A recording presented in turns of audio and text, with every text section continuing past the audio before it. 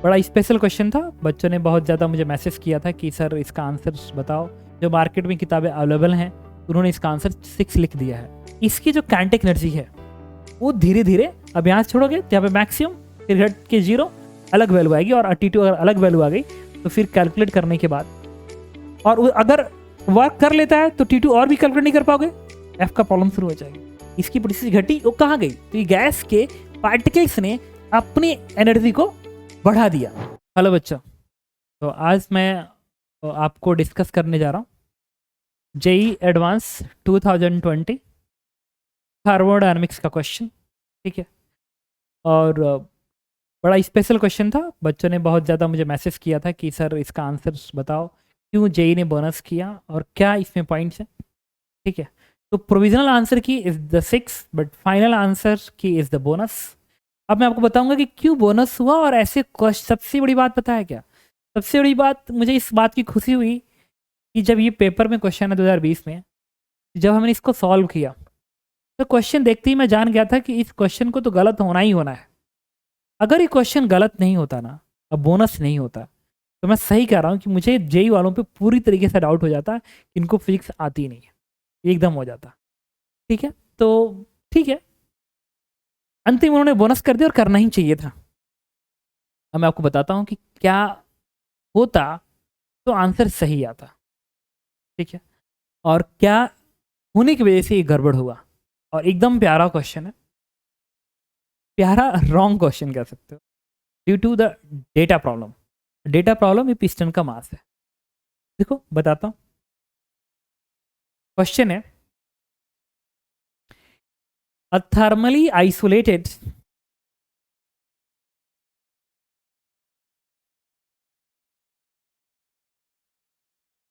a thermally isolated cylindrical closed vessel of the height 8 meter kept vertically. It is divided into two equal part by the diathermic frictionless partition of mass 8.3 kg.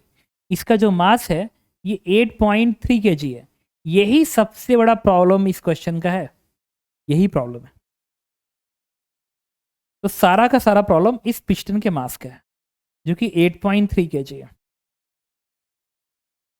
This is the problematic, यहीं से गड़बड़ हुआ। Thus, the partition is held initially at a distance 4 meter from the top. ये distance 4 meter है, as shown in the figures. Each of the two parts of the vessel contain 0.1 mole. इसमें 0.1 mole है of the ideal gas at the temperatures.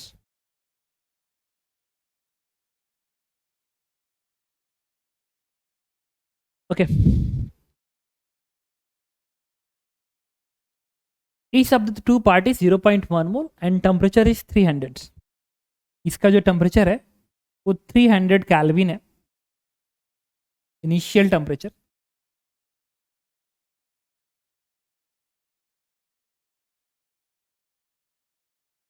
One second, each of the two part of the vessel contain इतना mole of an ideal gas, an एक ideal gas. The partition now release and move without any gas leakage from one part of the vessel to other. When the equilibrium is reached, the distance of the partition from the top will be in meters. Take the acceleration due to gravity is g and universal constant is 8.3. ये जो दोनों gas है वो same gas है, same gas है, दोनों gas exactly same है, जो भी गैस है बट सेम गैस है। चैम्बर का टेम्परेचर इनिशियली दिया गया।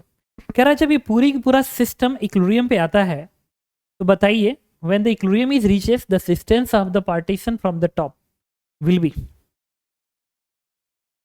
अब चलो सोचते हैं क्वेश्चन के विषय में। अच्छा, ऐसे क्वेश्चंस इरडो के अंदर दिया हुआ है जिसमें इसका जो मास होता है इसी को हॉरिजॉन्टल कर दो, ऐसे हॉरिजॉन्टल कर दो, इसी को हॉरिजॉन्टल कर दो, पूरा एडियाबेटिक है, हॉरिजॉन्टल कर दो, और इसके पिस्टन को स्लाइटली शिफ्ट करके छोड़ दो, ऐसे ऑसिलेट करता है।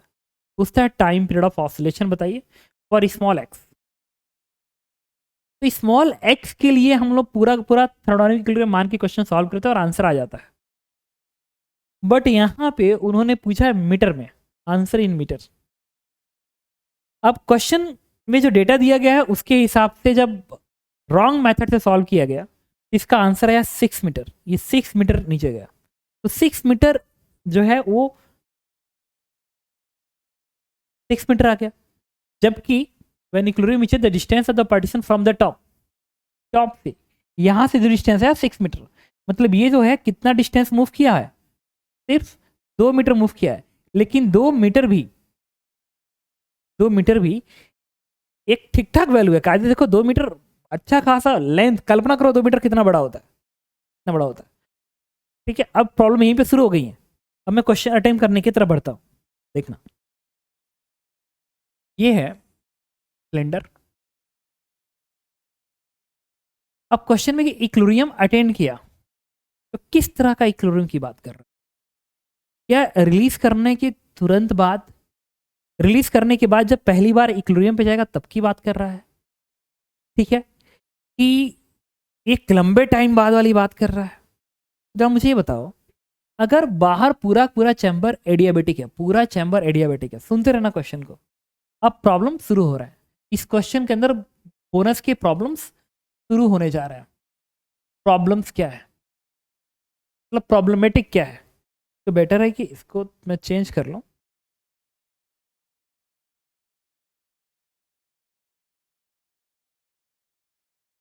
अब रीजंस फॉर बोनस थोड़ा सा सोचेंगे क्या क्या दिक्कतें आएंगी, फिर हम क्वेश्चन का अटेम्प्ट करेंगे। बस समझने की कोशिश कर रहा हूँ, ज़्यादा दिमाग नहीं लगाना चाहता हूँ। तो प्रॉब्लम्स मेरे सामने तो दिखाई दे रहे हैं। प्रॉब्लमेटिक होता है ना,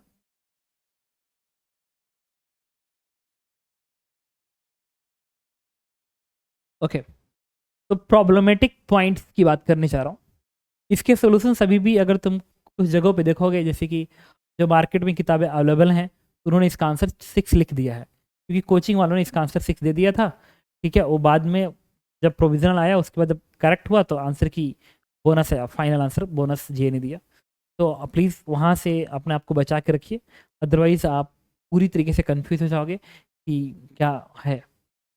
तो इसलिए ज़रूरी है कि जब भी ऐसे क्वेश्चंस हों तो अपने टीचर से प्लीज़ डिस्कस कर लिया करो, ताकि वो बता दे आपको कि ये बोनस गया था कि नहीं गया था।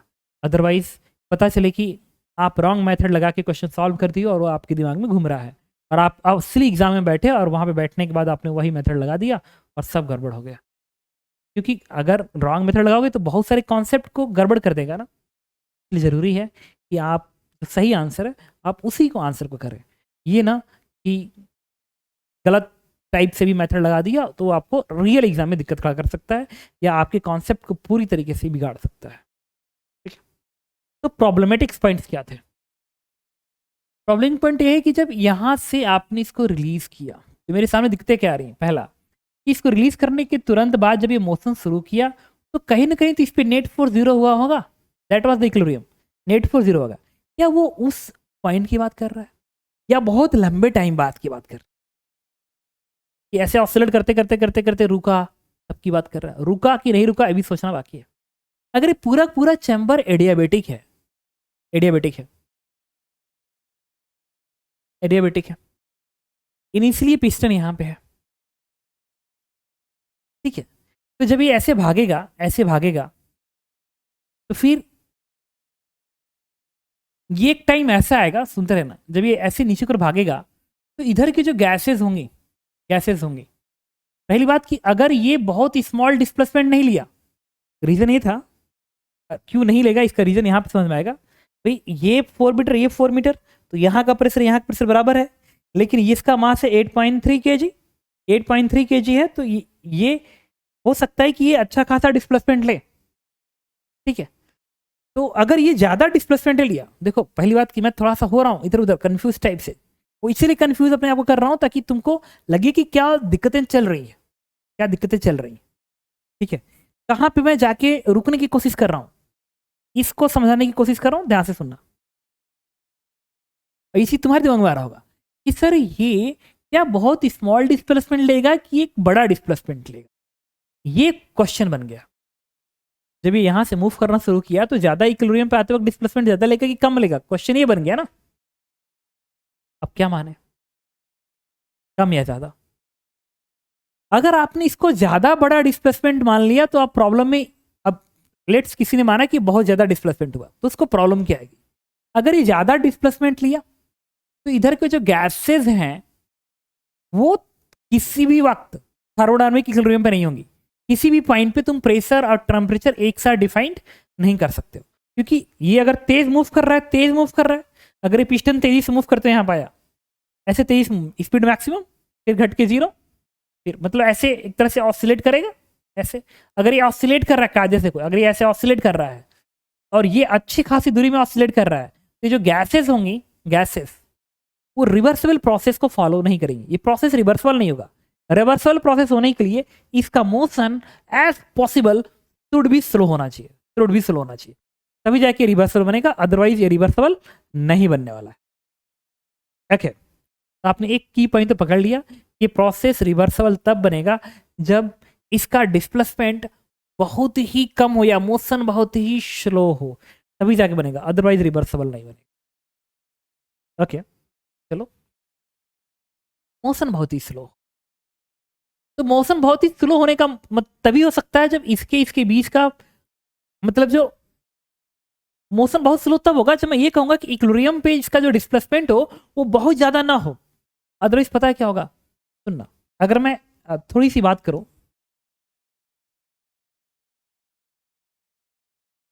अगर मैं थोड़ी सी बात करूं एसएचएम की, हालांकि मैं ये नहीं कहूंगी कि एसएचएम है, ये एक पीरियोडिक मोशन है, एक पीरियोडिक मोशन होगा इसमें और कंफर्म पीरियोडिक होना चाहिए। अब यहां से ये एक्सट्रीम पोजीशन है जहां पे स्पीड 0 है, एक्सट्रीम पोजीशन है, इसको यहां से आपने रिलीज किया, फिर यहां पाया, this is let's mean position, mean position.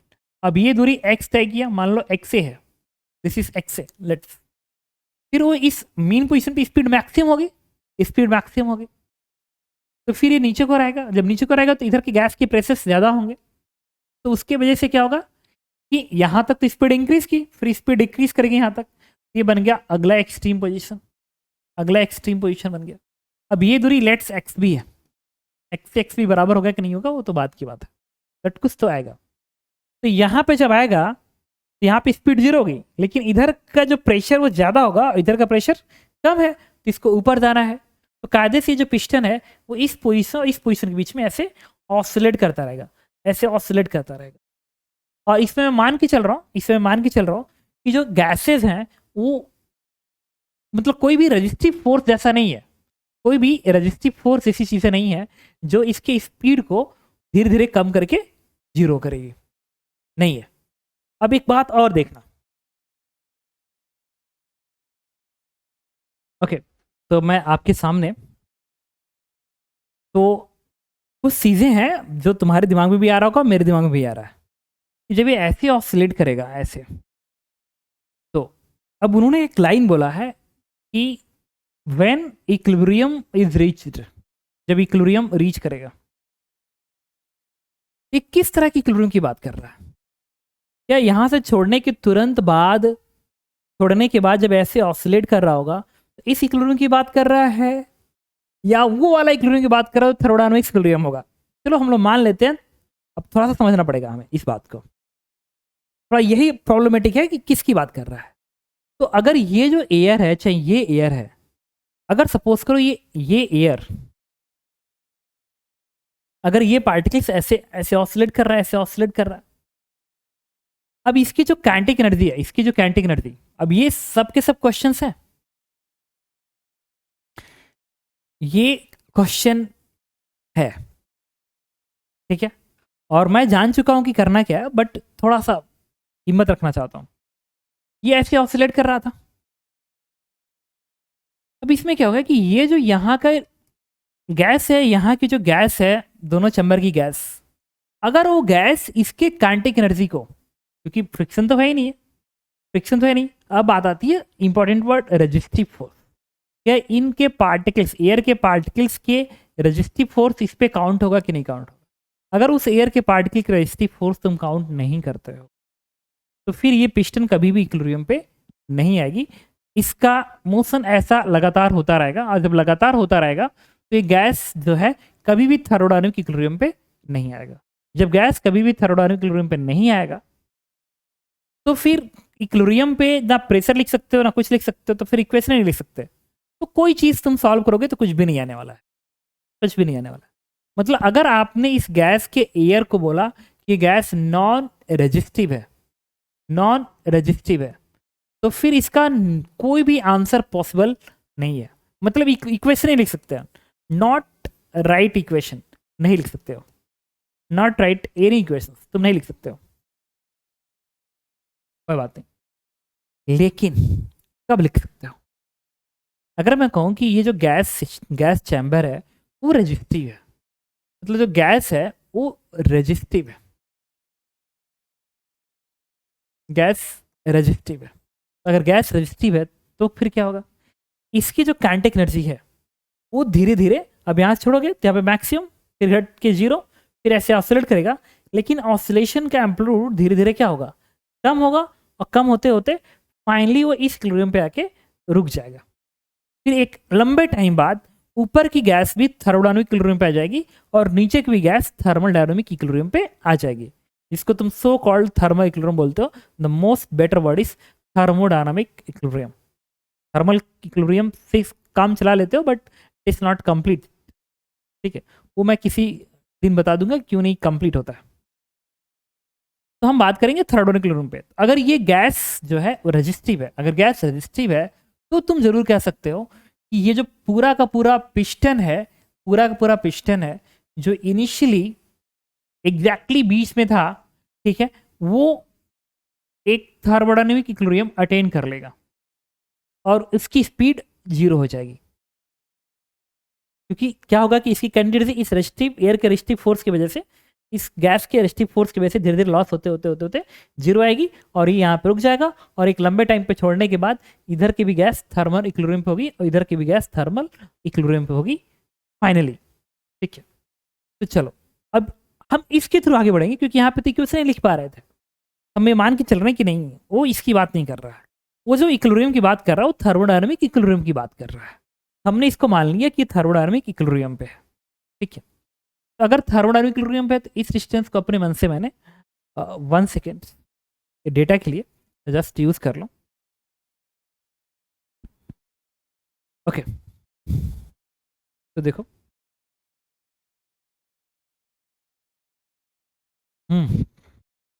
तो अगर ये गैस थर्मोडायनामिक इक्विलिब्रियम पे है, मतलब गैस फाइनली थर्मोडायनामिक इक्विलिब्रियम पे आ चुकी है, तो इस गैस का प्रेशर अगर P1 है, ठीक है, और इस गैस का प्रेशर P2 है, और फाइनल टेम्परेचर इसका T2 है और इसका टेम्परेचर T2 ही रहेगा, क्योंकि ये डायाथर्मिक वॉल है तो टेम्परेचर फाइनली सेम होगा।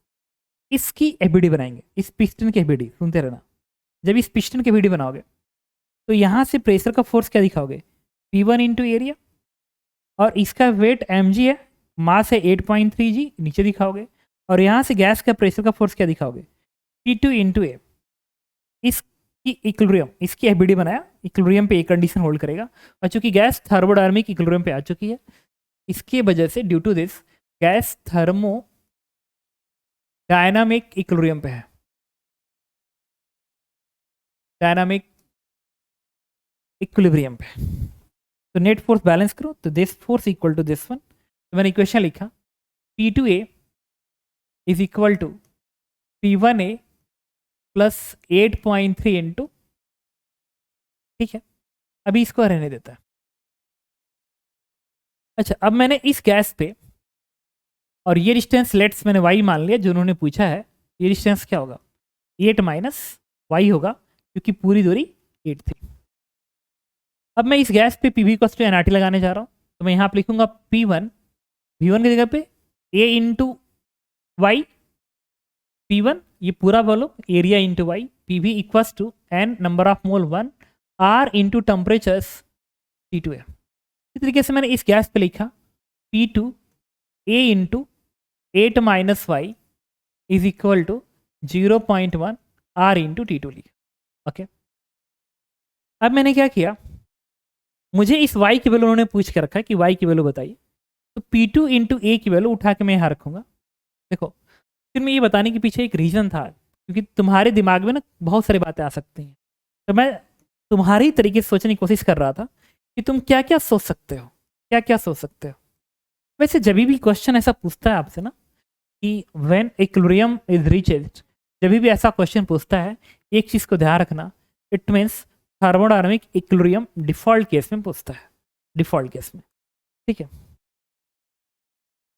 तो मैंने इसको लिख लिया। अब एक काम करते हैं, इसके जगह पे P2A की जगह पे मैं लिख सकता हूँ, इसकी वैल्यू प्लेस कर दो, 0.1 RT2 divide by 8 minus y is equal to P1A की जगह पे मैं लिख सकता हूँ 0.1 RT1 divided by y plus 8.3 into g, equation 1। इसको इक्वेशन 1 न लिख के इसको इक्वेशन में 1 लिख रहा हूँ। अब देखो y हमारा आंसर है, y तब आएगा जब T1 और T2 की वैल्यू मिल जाए। T1 और T2, 1 सेकेंड, ये भी T2 है ना, तो ये था, ठीक है, ये T2 है ना, ठीक है, मतलब y पाने के लिए बस T2 कहीं से मिल गया तो हमारा आंसर आ जाएगा, T2 बस मिलेगा तो हमारा आंसर आ जाएगा। ठीक है, मतलब अभी तक मैं मान के चल रहा हूँ कि जेई ने कोई मिस्टेक नहीं किया क्वेश्चन के अंदर, एकदम क्वेश्चन सही जा रहा है, कोई मिस्टेक नहीं है, एकदम क्वेश्चन सही जा रहा है। ठीक है, मैं एकदम संतुष्ट हूँ, अभी तक संतुष्ट हूँ, कोई दिक्कत नहीं है। आपको भी लग रहा होगा कि सही में कोई दिक्कत नहीं है, वाई आ जाएगा, अगर T2 मिल जाए तो हमारा आंसर आ जाएगा। चलो T2 की बात करते हैं। T2 निकालने के लिए इस पूरे गैस सिस्टम पे ये जो पिस्टन है वो इतना दूरी मूव किया, लेकिन क्वेश्चन है कि ये जो डिस्टेंस है ये बहुत कम है कि ज़्यादा है। ये जो डिस्टेंस आएगा ये आएगा आपका कितना, ये दूरी पूरा 4 था, 4 मीटर था। ये जो डिस्टेंस अगर y है तो ये बनेगा y माइनस 4, वाई माइनस 4। हम लोग एनर्जी की बात करेंगे, एनर्जी की बात करेंगे। इस पूरे सिस्टम में जो एनर्जी है वो बाहर से तो मिलेगी नहीं क्योंकि एडियाबेटिक चैम्बर है, लेकिन इस पिस्टन को यहाँ से यहाँ तक आने में इस पिस्टन की पोटेंशियल एनर्जी डिक्रीज करेगी। इस पिस्टन को यहाँ से यहाँ तक आने में इसकी पोटेंशियल एनर्जी डिक्रीज करेगी, ग्रेविटेशनल पोटेंशियल एनर्जी डिक्रीज करेगी, mgh। वो कहाँ जाएगा, तो यहाँ पे मैंने क्या किया, मास लिखा 8.3 m g into h, h ये है y minus 4 mgh is equal to, अब इसकी जो पोटेंशियल घटी है वो पोटेंशियल घटी है, इस पिस्टन की पोटेंशियल घटी है, वो एनर्जी कहाँ गई, वो एनर्जी इस गैस सिस्टम को इंटर एनर्जी को बढ़ा देगा, उस गैस सिस्टम की इंटर एनर्जी बढ़ाएगा। ऑफ कोर्स सही भी है, क्योंकि इसकी पोटेंशियल घटी, वो कहाँ गई, तो ये गैस के पार्टिकल्स ने अपनी एनर्जी को बढ़ा दिया due to potential energy gain. तो इसकी एनर्जी कितनी बढ़ी, F/2 nRT। तो F/2 नंबर ऑफ मोल क्या है 0.1, F/2 n R into temperature change, T2 minus T1, और T1 था 300, प्लस इस गैस की इंटर एनर्जी कितनी बढ़ेगी, इस नीचे वाली गैस की, ये भी बनेगी F/2 nRT2 माइनस T1। तो फाइनल टेम्परेचर इसका सेम है, इनिशियल टेम्परेचर भी दोनों का सेम है, और नंबर ऑफ मोल भी दोनों के सेम थे। इसका तो जितना इसकी इंटर एनर्जी बढ़ेगी इसकी भी इंटर एनर्जी उतनी बढ़ेगी। इसका मतलब कि आप इसी में ट्वाइस से मल्टीप्लाई कर सकते हैं, ट्वाइस मल्टीप्लाई कर सकते हैं। इक्वेशन बन गया 83 10 into y minus 4 is equal to 2 multiply 2 से 2 कटेगा, ये बन गया f इंटू 0.1 इंटू आर की वैल्यू 8.3 है, इसको 8.3 रहने दो और 10 को रहने दो, इंटू T2 माइनस 300 लिख दिया। अभी 8.3 यहाँ से कैंसिल आउट हो जाएगा और ये 0.1 इसके साथ मिलके 100 बना देगा और बन गया y माइनस 4 बराबर f into T2 minus 300। Equation number 2 बन गया। अब इसके अलावा हम कोई और इक्वेशंस नहीं बना पाएंगे क्योंकि एक कैलोरीम की इक्वेशन बना दिया, एनर्जी इक्वेशन बना दिया, बाकी मैं कोई इक्वेशन बना पाने वाला कंडीशन पे नहीं हूं। अब देखो, अगर मुझे T2 मिल गया तो मुझे आंसर मिलेगा। T2 तब मिलेगा जब मुझे F मिले, क्योंकि अगर गैस का डिग्री ऑफ फ्रीडम दिया गया था कि गैस किस टाइप की है, इसमें इनको लिखना चाहिए था कि गैस किस टाइप की है, अगर ये लिख दिए होते गैस किस टाइप की है, तो फिर आंसर भले ही 6 नहीं आता, कुछ और आता, बट आता। तो इन्होंने कहीं पर भी देखो, इन्होंने लिखा है N ideal gas, N ideal gas. इसमें कहीं भी इन्होंने नहीं लिखा है कि किस तरह की गैस है, किस तरह की गैस है। तो पहला प्रॉब्लम शुरू हो गया एफ पे, कि किस तरह की गैस है, नहीं पता। तो चूंकि किस तरह की गैस है नहीं पता, तो फिर इस क्वेश्चन में इस कितना दूरी मूव किया है इसको फाइंड आउट करना भी क्या है, इम्पॉसिबल है। Depend on the value of F, y basically इस एफ पे डिपेंड करेगी, क्योंकि टी टू एफ पे डिपेंड करेगा। बात समझ में आई? तो पहला बोनस का जो मेन रीजन है वो यही बन गया।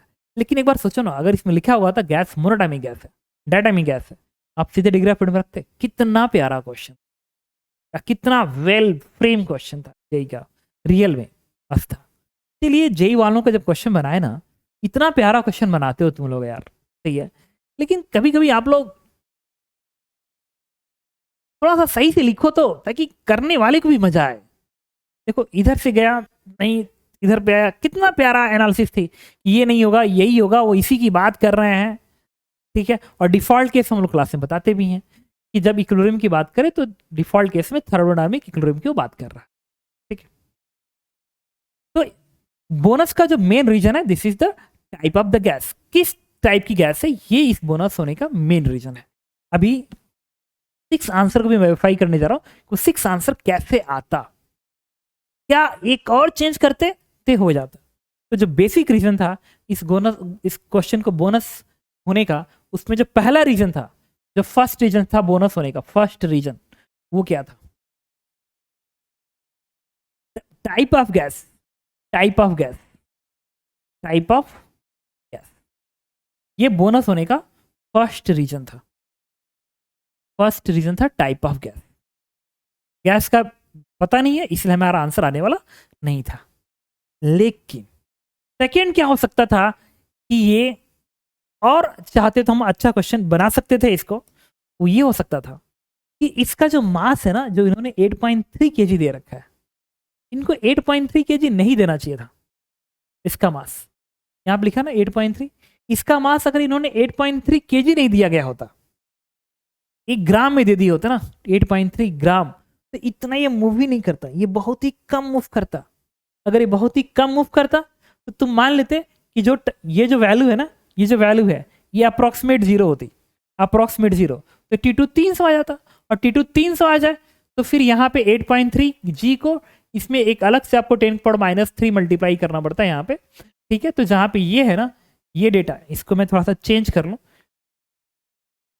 ये है, इसमें क्या मैं अलग से चेंज करता, इसमें 10⁻³ अलग से लिखता, यहाँ पे 10⁻³ अलग से लिखता, और ये जो टेम्परेचर T2 है उसको मैं 300 ही रहने देता, 300 ही रहने देता, क्योंकि इसको वैल्यू को मैं 0 कर देता, इसको 0 कर देता, क्योंकि ग्राम में है तो बहुत ही कम डिस्प्लेसमेंट लेगा। तो अगर कम लेगा तो ठीक है, टेम्परेचर ओवरऑल में सिग्निफिकेंट चेंज नहीं आएगी, सिग्निफिकेंट चेंज नहीं आएगी। तो T2 अप्रोक्सीमेट 300 के आसपास ही रह जाएगा। फिर यहाँ पे T2 300 प्लेस करके मैं सॉल्व करता और y की एक छोटी सी वैल्यू आ जाती, ठीक है, और वो होल्ड करता था। इस क्वेश्चन को बनाते समय, लेकिन एक्चुअल में जेई वालों ने ना, ये जो y आता है ना, उन्होंने क्या माना, अब मैं बताता हूँ कि उन्होंने ऐसा क्या माना, उसके बाद एक बार फिर मैं आपको समराइज करूंगा, फाइनल समरीज का बताऊंगा। जेई वालों ने क्या माना, जेई वालों ने कहा कि यार यहाँ से यहाँ तक आते वक्त ना mg काम में नहीं करेगा, mg काम में नहीं करेगा, तो ये वैल्यू हो गई 0। अगर ये 0 हो गई तो T2 300 ही रहेगा, इसको 300 को उठा के तुम इसमें प्लेस कर दो, आपका आंसर आ जाएगा 6 मीटर, ठीक है, जो कि बिल्कुल गलत है, mg तो वर्क करेगा ही करेगा। और जब 6 मीटर आएगा तो 6 मीटर तो एक अच्छी खासी वैल्यू है, एक अच्छी खासी वैल्यू है 6 मीटर। तो 6 मीटर में अगर ये 6 मीटर आ रहा है, दैट मीन्स ये 2 मीटर आ रहा है, दैट मीन्स अगर ये 2 मीटर मूव कर रहा है तो इस 2 मीटर में तो mg तो एक ठीक ठाक वर्क कर लेगा। अगर एक ठीक ठाक वर्क कर लेता है तो फिर ये जो फाइनल T2 है वो 300 नहीं रह पाएगा, वो एक अलग वैल्यू आएगी। और T2 अगर अलग वैल्यू आ गई तो फिर कैलकुलेट करने के बाद, और अगर वर्क कर लेता है तो T2 और भी कैलकुलेट नहीं कर पाओगे, F का प्रॉब्लम शुरू हो जाएगी। बात समझ आ रहा है मैं क्या कर रहा हूं? तो इसमें अब क्वेश्चन का बोनस का जो बेसिक रीजन है वो यही है कि type of the gas is not given, is not given, और इसको नहीं देने की वजह से इस क्वेश्चन को क्या होना पड़ा, बोनस होना पड़ा, नॉट गिवन। ठीक है, बाकी इधर उधर की चीज़ों पे आपको मैं नहीं ले जाना चाहता हूँ, बस द रीज़न इज क्लियर कि अगर ये क्वेश्चन पूछता और एग्जाम में दिया गया होता कि this gas is the monoatomic gas, diatomic gas या पॉलीडायमिक गैस, तो फिर इस क्वेश्चन को हम लोग आराम से सॉल्व कर सकते थे using this two equation 1 and 2। इस दो इक्वेशन का यूज करके आप क्वेश्चन को प्रॉपरली सॉल्व कर सकते थे। ठीक है, और एक बार फिर रिपीट कर रहा हूँ आपसे कि आपके एग्जाम में क्वाइट पॉसिबल है कि ऐसे क्वेश्चंस आए और आने ही चाहिए।